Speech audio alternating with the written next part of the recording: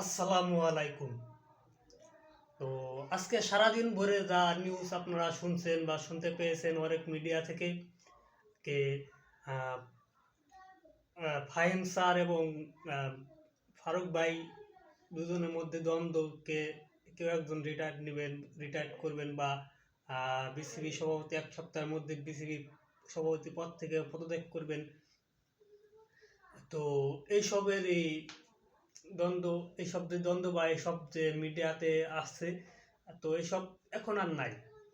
হ্যাঁ, হয় না, কিছু রটে কিছু কিছু বটে কিছু রটে, তো ব্যাপারটা ওরকম হয়েছিল।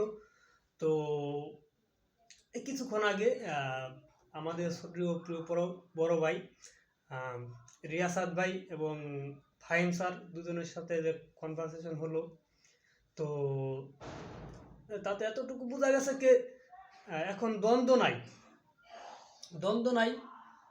সো মানে আছে না, আমরা তো বাঙালি ভাই, একটু হইলে আর একটু বানাই বলি। তো এখন আল্লাহর মধ্যে কোনো সমস্যা নাই, কে তারা তাদের দ্বন্দ্ব মিটে গেছে।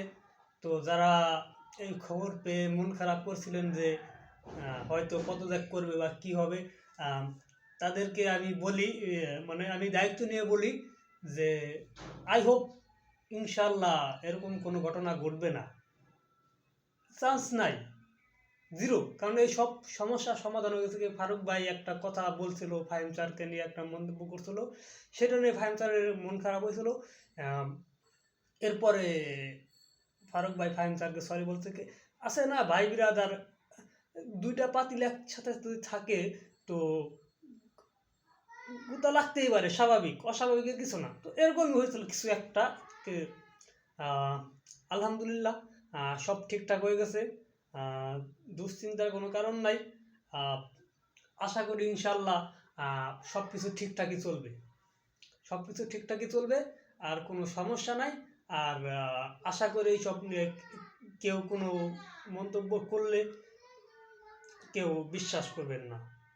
ভাই আমরা মিডিয়া এরকম একটা কে ভিউ পাওয়ার জন্যে যা ইচ্ছে তাই বলি ভাই, যা ইচ্ছা তাই বলে দিতে পারি, একজনকে হিরো বানাই একজনকে ভিলেন বানাই।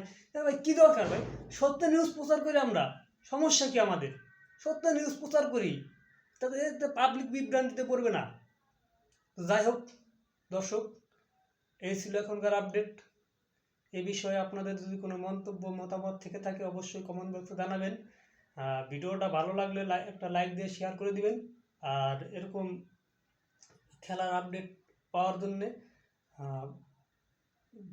পেজে একটা ফলো দিয়ে সাথে থাকবেন। ধন্যবাদ সবাইকে।